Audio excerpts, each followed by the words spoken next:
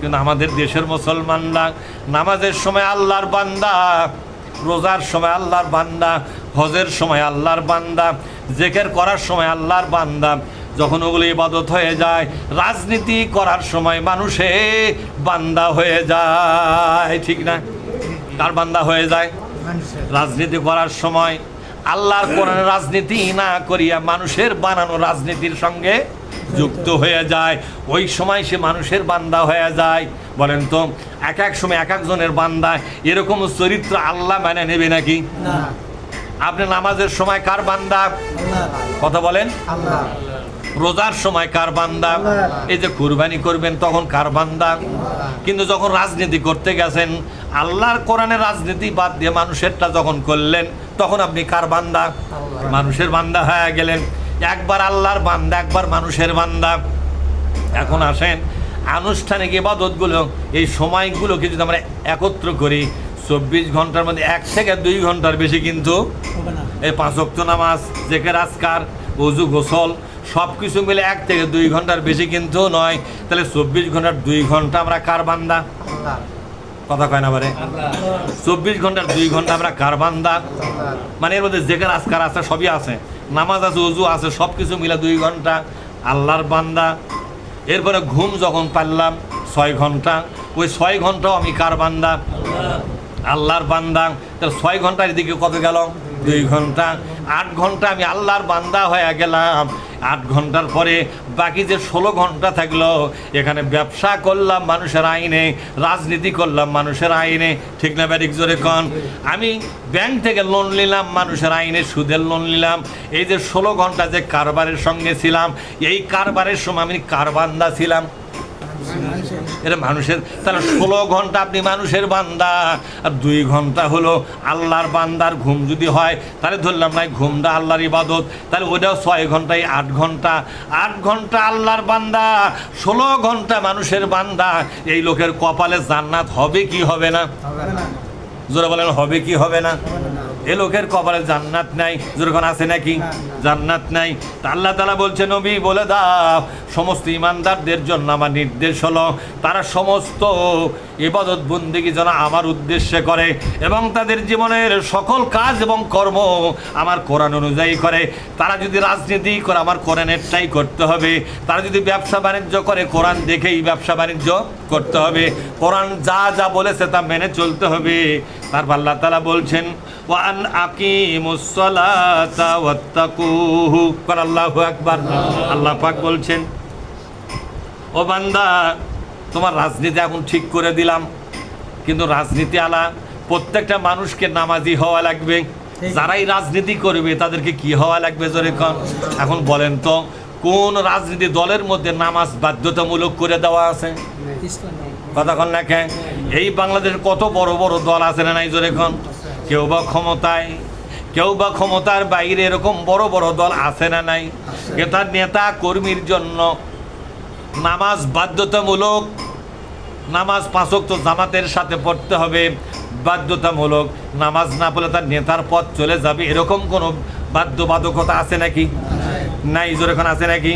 আল্লাহ কি বলছেন, তোমরা যারা রাজনীতির ময়দানে রাজনীতি করো, তাদের দায়িত্ব হলো 5 ওয়াক্ত নামাজ জামাতের সাথে আদায় করতে হবে। কার সাথে? জোরে বলুন। জামাতের সাথে আদায় করতে হবে। এই জন্য আগে তো বলেছি, 4 নম্বর দফা হলো, কয় নম্বর দফা? জোরে বলুন। 4 নম্বর দফা হলো আপনার নামাজ থাকতে হবে 5 ওয়াক্ত।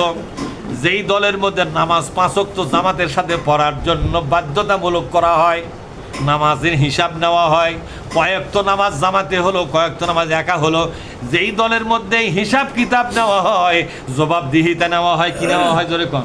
জবাবদিহিতা নেওয়া হয়। বুঝতে হবে এই দলটা হলো আল্লাহর কোরআনের হকপন্থী দল। এই দল ছাড়া অন্য কোনো দল করা মুসলমানদের জন্য হারাম করে দিয়েছে কে? আল্লাহ পাক বলছেন, ও বান্দা, তুমি সেই দলই তুমি করো যেই দলের মধ্যে ওয়ান আকিমুস সালাতা, নামাজকে কায়েম করার জন্য উঠে পড়ে লাগা হয়েছে। রাষ্ট্রীয়ভাবে নামাজ কায়েম করার জন্য, পারিবারিকভাবে নামাজ কায়েম করার জন্য যে দলের মধ্যে উঠে পড়ে লেগেছে, এই দল তোমাকে করতে হবে। 2 নম্বর শর্ত হলো ওয়াত্তাকুহু। আল্লাহু আকবার। আল্লাহকে ভয় করো। এখন আসেন, নামাজ পড়ে কিন্তু আল্লাহর ভয় নাই, এরকম লোক আছে না নাই? দেখেন আমি বুঝে দিচ্ছি, নামাজের সময় নামাজ পড়ে ক্ষমতার চেয়ারে বসেই দুর্নীতি করে, এরকম লোক দেখছেন নাকি? নামাজি হাজি কিন্তু সরকারি গোয়েন্দা সংস্থার লোক যখন পেছনে লাগে, দুদক কি দোক ধরে কন, দুদক যখন পেছনে লাগে, দেখা যায় সামনের কাতারে ওই নেতা নামাজ পড়ে, হজের সময় আবার হজও করে, তার নেতা নামাজও আছে আবার হজও আছে, মাঝে মাঝে টুপিও পরে, দোয়ার অনুষ্ঠানও যায়, কিন্তু খুঁজলে দেখা যায় এই নেতা প্রত্যেক মাসে কোটি কোটি টাকা দুর্নীতি করে খাইছে। তাহলে বোঝা গেল ওই নেতার নামাজ আছে কিন্তু তাকওয়া নাই, কি নাই জোরে কর। যে নামাজের সাথে তাকওয়া থাকবে না, ওই নামাজের কোনো মূল্য নাই। আল্লাহ কি বলেছেন? ইন্নাস সালাতা তানাহা আনিল ফাহশাই ওয়াল মুনকার। কোন আল্লাহু আকবার, ওয়ালা যিকরুল্লাহি আকবার।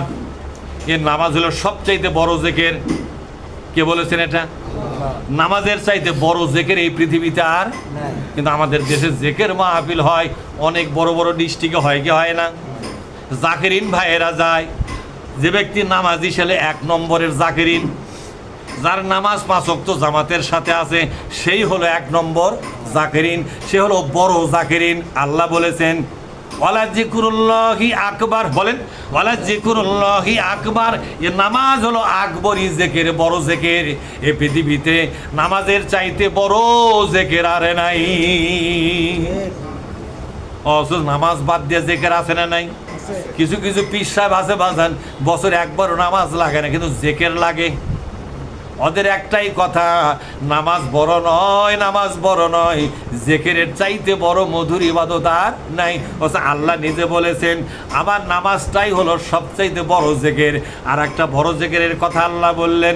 অনেক লোক মনে করে শুধু নামাজটাই না বড় জিকির, আল্লাহ কিন্তু তা বলল না। আল্লাহ বলল ইন্নাস সালাতা, বলেন ইন্নাস সালাতা তানাহা আনিল ফাহশাই ওয়াল মুনকার। যে নামাজ মানুষের মধ্যে অন্যায় কাজের বাধা তৈরি করতে পারে, অন্যায় অবিচার অশ্লীল কাজকে বাধা দিয়া ওই নামাজিকে মুক্ত রাখতে পারে, এই অন্যায় কাজ থেকে সরে থাকাটাই হলো বড় জিকির। আমি অন্যায় করব না, অন্যায় কথা বলবো না, দুর্নীতি করব না, স্বজনপ্রীতি করব না, ঘুষ খাবো না, সুদ খাবো না, কারো জমির আল ঠেলবো না, ওজনে কম দেব না, খাদ্যে ভেজাল দেব না, আপনার সত্য মিথ্যে একত্র করে মানুষকে প্রতারণা করব না। এই চরিত্র যাদের তৈরি হলো, আল্লাহ পাক বলছেন এই চরিত্রকে বলা হয়েছে বড় জিকির। আমার কথা বোঝেননি? আল্লাহ তাআলা বলছেন ওগো বান্দা, নামাজের পাশাপাশি তোমার তাকওয়া থাকতে হবে। তাকওয়া মানে হলো আত্মরক্ষা। তাকওয়া মানে কি বলেন? আর জোরে কোন তাকওয়া মানে কি? তাকওয়া মানে হলো আত্মরক্ষা। ও ভাইয়েরা আমার, একটু বোঝার চেষ্টা করুন। তাকওয়া মানে হলো আল্লাহর ভয়ে কবিরা গুনাহ বাদ দিতে হবে, এর নাম হলো তাকওয়া। এর নাম কি জোরে বলুন? কবিরা মানে হলো, কবিরা গুনাহ কাকে বলা হয়? যেই গুনার কারণে মানুষকে জাহান্নামে দেওয়ার সিদ্ধান্ত আছে। যেমন কেউ যদি জেনা করে, জেনার শাস্তি জাহান্নামে গিয়ে শাস্তি কার্যকর হবে, কথা ঠিক না? লুট করা যাবে না, এর জন্য জাহান্নাম। চাঁদাবাজি করা যাবে না, এর জন্য জাহান্নাম। সন্ত্রাস করা যাবে না, এর জন্য জাহান্নাম। যে অপরাধগুলোর জন্য জাহান্নামে যাওয়া লাগে, এই অপরাধগুলো ছেড়ে দেওয়ার নাম হলো তাকওয়া। কোন আল্লাহু আকবার। এই ছেড়ে দেওয়ার নাম হলো তাকওয়া। আর একটা তাকওয়ার অর্থ হলো যে ইবাদতগুলো আল্লাহ পাক করতে বলেছে, ওই ইবাদতগুলো ছেড়ে দিলে বান্দার সাথে আল্লাহর কোনো সম্পর্ক থাকবে না, এরকম অবস্থাকে বলা হয়েছে তাকওয়া। তাকওয়া মানে হলো অন্যায় অপকর্ম, দুর্নীতি, দুরাচার এবং জুলুম, নির্যাতন, শিরক, বেদাত কার ভয়ে বাদ দিবেন আপনি? আরো জোরে কোন, কার ভয়ে বাদ দিবেন? বিড়িটা হাত থেকে ফেলে দিবেন কার ভয়ে? কথা কয় না পারে? বিড়িটা হাত থেকে ফেলে দিবেন কার ভয়ে? কিন্তু আপনি কি করলেন? শিক্ষক দেখে বিড়ি ফেলে দিলেন, আল্লাহ দেখে বিড়ি ফেলে দেন নাই। শিক্ষক আসতেছে, কেবল ধরেছে 10 টাকা দামের সিগারেট, যেই দেখছে মাস্টার অথবা প্রফেসর অথবা কোনো প্রিন্সিপাল তাকে নিজে লেখাপড়া করেছে, দেখার সাথেই ফেলে দিয়েছে। চিন্তা করে 10 টাকা। স্যার যে কি মনে করে, স্যারের চোখে খারাপ লাগবে, এই জন্য ছাত্র হইয়া আমি সিগারেটটা ফেলে দিলাম। বলেন তো স্যার আপনাকে দেখে বেশি না আল্লাহ দেখে বেশি? আপনার কাছে ইজ্জতটা স্যারের বেশি হওয়া উচিত ছিল না আল্লাহর বেশি হওয়া উচিত ছিল? হ্যাঁ, কার হওয়া উচিত ছিল? আল্লাহ পাক বলছেন ওমা কদারুল্লাহ হাক্কা কদরিহি, বান্দারে আল্লাহকে মর্যাদা দিতে জানলে না। দুনিয়ার মানুষের সম্মানের কারণে অনেক ভালো ভালো কাজ করো, অনেক অন্যায় কাজ ছেড়ে দাও মানুষের সম্মানে। আর আমি আল্লাহ তোমাকে 24 ঘন্টা প্রতি সেকেন্ডে আমার নিজের চোখ দিয়ে তোমাকে দেখি, আমাকে দেখে আমাকে সম্মান করে অন্যায়টা তুমি ছাড়তে পারো নাই। সুতরাং আমাকে বেয়াজ্জতি করেছো। আল্লাহকে বেয়াজ্জতি করে যারা, তাদের নাজাতের রাস্তা বন্ধ হয়ে যায়।